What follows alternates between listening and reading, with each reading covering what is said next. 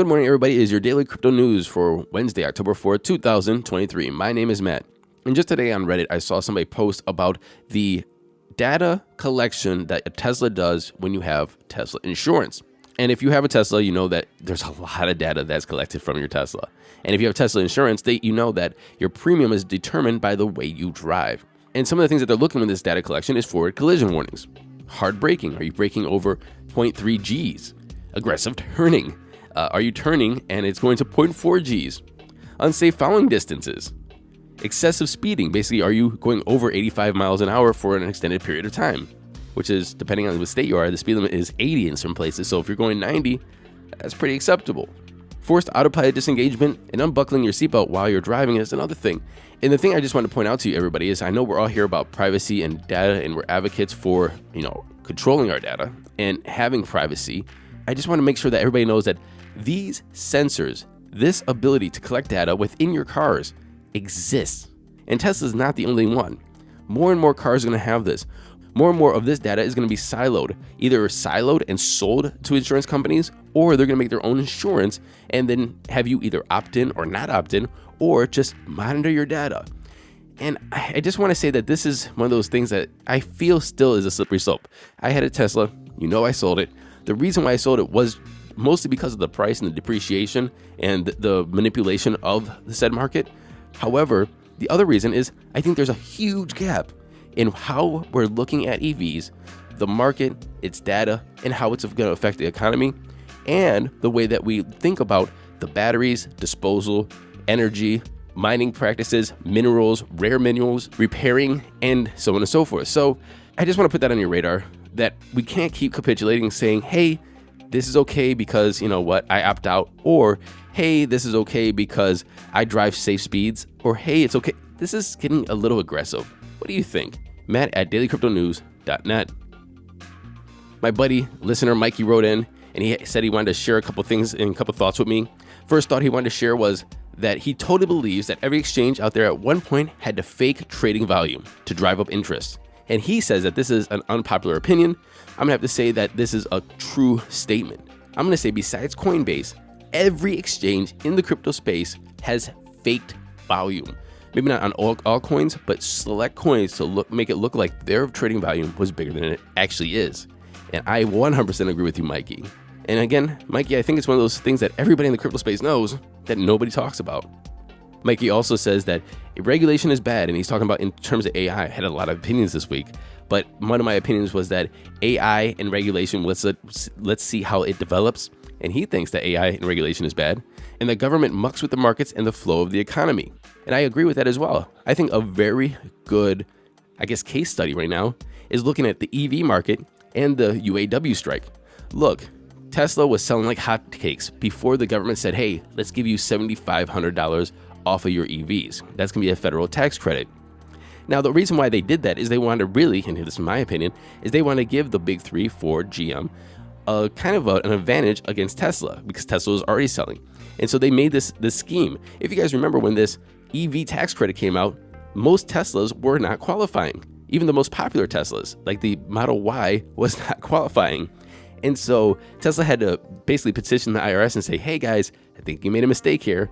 The IRS said, hey, you know what? We did, finally. And they gave Teslas the $7,500 tax credit. So now Teslas are flying off the shelf. The most popular sold car in the world is the Model Y, better than the Toyota Corolla.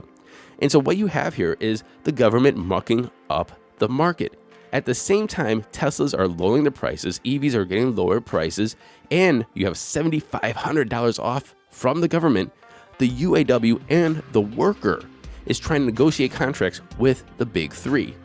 Now, if the big three has to raise prices, or if their profits get smaller because of this negotiation. Now, I'm not saying that they shouldn't negotiate. I am 100% behind workers. But what I'm saying is with that $7,500 off at these other companies for these other brands, you're really, really pressing these companies. And you know who did that? The government and these tax incentives that weren't even needed. Anyway, Mikey, I want to say thank you very much for writing in. And to answer two more questions that you have, do I speak Korean or Spanish? No, I don't. There's other hosts that are coming in to make the daily crypto news in Korean, and we're going to find one in Spanish. And he says, business must be good. It isn't good. We're not making any money in this. We're doing it because we'd like to do it. We are trying to think of a business model so we can make some money. But what you have is passionate people that want to bring daily crypto news to everyone like yourself. And I also want to say congratulations, Mikey, to you and your wife for the birth of your new baby. I'm glad we're keeping you company. Now let's finally get into that crypto news. The SEC has failed to convince a federal judge that its recent courtroom loss to Ripple Labs should be overturned. The U.S. District Court Judge Annalisa Torres, who ruled in July that Ripple's sale of cryptocurrency token directly to customers did not constitute illegally unregistered securities offerings, wrote late Tuesday that the SEC had failed to show in its appeal that her decision was sufficiently faulty or problematic. The regulator was hoping to overturn the ruling before the final judgment is entered in the case next spring. And here's my question. If there's any lawyers out there, can you please tell me how this works? I didn't think you could appeal to the same judge that ruled in the case. I thought there's an appellate court. I know this is the district court, so maybe the rules are different. It's the district court and then the Supreme Court, and you have to appeal straight to the Supreme Court if you want to bypass the district court. But even if you had to appeal to the district court, wouldn't it be another judge? It seems like they're appealing to the same judge. I mean, and if I was a judge that made a ruling and you came up and said, hey, do you want to double check this? I'm like, yeah, it's double checked. I'm right. So is this the way appeals actually work in the district courts? Let me know, matt@dailycryptonews.net. Speaking of the SEC has responded to Coinbase's motion to dismiss its case in violating security laws, and they sent a 40-page opposition motion. If you guys remember, in June of this year, the SEC charged the leading U.S. crypto exchange with illegally offering securities on its platform and providing a brokerage and clearing agency service without the proper credentials. And after the SEC alleged this, Coinbase responded in August, basically saying, nuh-uh. In response, the SEC has presented a 4-point argument to demonstrate that the initial complaint is sufficiently adequate. Basically, they say the Howey test is flexible and adaptable. At least 3 jurors in the SBF trial has recused themselves because they lost money in crypto or in FTX. Basically saying, we lost money, you screwed us, F this guy. And so they got to find people that weren't affected by SBF. That's going to be hard to do because F that guy. In the early days of Alameda, apparently they were losing millions of dollars a month. And at one point in 1 month, they lost $500,000 every day. And then Michael Lewis, the author of this new Sam Bankman-Fried book and also author of The Big Short, he said that some of these funds were just simply vanishing, basically due to Sam Bankman-Fried's poor fund management. Well, how'd the tides turn? Because he hired Gary Wang and Ashad Singh. Wang is said to have coded the quantitative trading system that finally started to make Alameda money, while Singh put together the pieces to manage the company, putting on track to what they'll eventually become the crypto exchange FTX.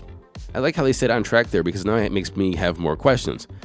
On track because FTX actually could make money because it was a good business model, therefore why the hell are you stealing customers' funds? Or did they put on track by stealing customers' funds? Long story short is I hope both of them go to jail. How SBF goes to jail. I hope his girlfriend, Caroline Ellison, goes to jail. Even though they pled guilty and they're helping the DOJ, I don't give a damn. They better be serving some damn time. Speaking of the DOJ, they announced 8 indictments against companies based in China and their employees who are believed to be connected to the production and distribution of fentanyl. In the DOJ's brief, it also indicates that these companies may have used crypto to manage their finance related to suspected illicit activities. They pinpointed 16 crypto wallets believed to be associated with these activities. And they pinpointed some companies too, all of them being biotech or pharmaceutical companies. And these wallets were holding assets including Bitcoin, Ethereum, USDC, Tether, and Tron. If you didn't know, only a small dose of fentanyl can kill a grown adult. Only 2 milligrams. 2 milligrams. Go into the kitchen and measure out 2 milligrams of salt, and you'll say that that is absolutely crazy. This group sold enough precursor drugs in exchange for crypto to produce $540 billion worth of fentanyl. How many people can $540 billion worth of fentanyl kill? Enough to kill 9 billion people. And if you were counting, that's more people on Earth. Speaker Kevin McCarthy is out. So, who's going to replace him? There are 2 pro-crypto advocates that are in line, Patrick McHenry and Tom Emmer. Now, a lot of people are saying that this is going to be good for crypto if one of them is elected to speaker. And I'm going to have to say that I'm not too sure about that. because the speaker is thinking of a lot of different things. Not only we have a presidential election coming up, not only do they have to control their caucus and make sure that all the Republicans caucus together, and not only are we looking at different national issues, is crypto the issue that's going to be on their forefront? Is it something that they're actually going to use this position to push forward? I say maybe, but probably not. And I think that if you really want it on the forefront, somebody's going to have to reach out to whoever's going to be speaker next, Patrick McHenry, Tom Emmer, whoever else is in line, whoever else is considered, Byron Donaldson, Jim Jordan, and so on and so forth. And if you have money and influence, then you call them right now. These are going to be your donors. Honestly, that's how it works. These people are going to be manipulated by who else is pulling the strings. So if you give them a call and say, hey, hope you're looking at crypto too while you get the speakership, then we'll support you and make some phone calls for you, then it might be on their plate. But you know what's on their plate? Everything besides crypto. So unless they're hodling all kinds of Bitcoin themselves and trying to enrich themselves, so they push forward policy to enrich themselves and their friends and buddies with crypto, not with stocks or pharmaceuticals or the military industrial complex, but Bitcoin, then I think that is probably on their back burner. That's me being skeptical. What do you think? And finally, are any of my listeners Sotheby's elite collectors of digital art? Well, if so, I have good news for you. They just partnered with Ledger. And that means that if you are an elite collector, you can enjoy a premium white glove concierge onboarding facilitated by Ledger. And so my exclusive elite digital art collectors, Ledger now has a service for you. Now let's get into those crypto prices. Here comes the money. Here we go. Money talk. And the time is 9:43 a.m. Eastern Standard Time. Our fear greed is sitting at 44. Neutral. Still kind of sliding over to fearful though. While Bitcoin is sitting at $27,578, up 0.3% in 24, and Ethereum's at $1,647, down 0.3%. Tether's number 3, Binance is at 212, down 0.5%, and XRP is up 5% at 53.4 cents. Rounding off the top 10, we have USDC, Solana, Cardano, Doge, and Tron. The total market cap is sitting at 1.09 trillion. A Bitcoin dominance of 49.5% and an ETH dominance of 18.2%. And that was our show today. Sorry it was a little long. I'm a little wordy today. Anyway, I hope you have a great day. I'll see you tomorrow. Happy hodling, everyone.